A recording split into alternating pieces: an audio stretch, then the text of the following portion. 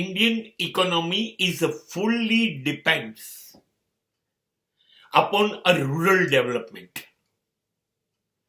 ભારતનો વિકાસ એ માત્ર ગ્રામ્યના વિકાસ ઉપર છે. તમારું ગામડું જેટલું સમૃદ્ધ એટલો તમારો દેશ સમૃદ્ધ. કારણ કે ભારતમાં 14 લાખ કરતા વધારે તો ગામડા છે. મુંબઈ, અમદાવાદ, મદ્રાસ, કલકત્તા, દિલ્હી જેવા શહેરો ગણીએ તો મુશ્કેલીથી 1000 છે. તો તમે 1000 શહેરોને વિકસાવો છો તો 14 લાખ ગામડા તો પછાત રહેશે. અને એ 14 લાખ ગામડાઓ શહેરનું આકર્ષણ જોઈ અને ગામડું છોડી અને શહેરમાં આવશે. શહેરમાં ગીચતા વધશે, ગુનાઓ વધશે, બેકારી વધશે, ગરીબી વધશે. અને ગામડું ખાલી થશે એટલે ત્યાં ઘડી ખેતીમાંથી લોકો ખસી જશે. એવું ન થાય એટલા માટે ગાંધીજીએ કહ્યું હતું ગામડું ભારતનો આત્મા છે. બહુ સાચી વાત છે. 1000 શહેર નહીં, 14 લાખ ગામડાઓને શહેર બનાવો.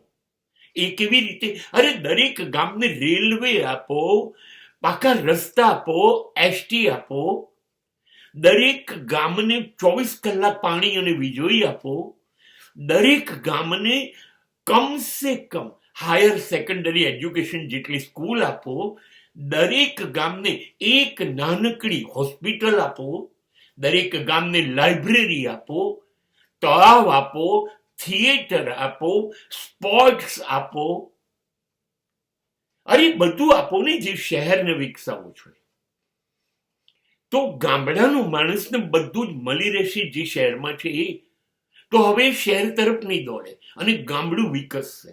અને જો 14 લાખ ગામડા વિકસશે એ માણસો સુખી થશે. કેમ કે બધા પાસે શિક્ષણ છે, બધા પાસે મેડિકલ દવાઓ છે, બધા પાસે ખેતી છે એટલે અનાજ છે, જોડે પશુપાલન થશે, પાણી મળે છે, વીજળી મળે છે, રસ્તા છે, રેલવે છે.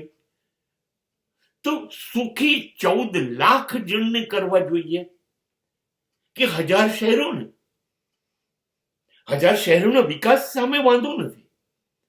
એને લંડન બનાવો, ન્યુયોર્ક બનાવો, પેરિસ બનાવો, પણ કમસે કમ ગામડાને શહેર તો બનાવો કે ત્યાં રહેનારી પ્રજા પુષ્કળ સુખી થાય અને પોતાનું ગામ છોડવાનો વિચાર પણ ન કરે. દરેક ગામની પોતાની વ્યવસ્થા ગોઠવો. એની કોર્ટ, ન્યાયપાલિકા, એનું ચૂંટણી, એના સરપંચ, એ લોકો એમનું વહીવટ કરે. શહેરવાળાને શું ખબર પડે ગામડાની જરૂરિયાત? તો એનો વહીવટ ગામડું કરશે. આ જો કરીશું, ઘેર ઘેર ટેકનોલોજી પહોંચાડીશું, વીજળી પહોંચાડીશું, ઇલેક્ટ્રોનિક્સ, કમ્પ્યુટર, 12 મહિના પાણી, રસ્તા, આ બધું આપીશું તો ભારતનો સુવર્ણકાળ એ ગામડું જ લાવશે.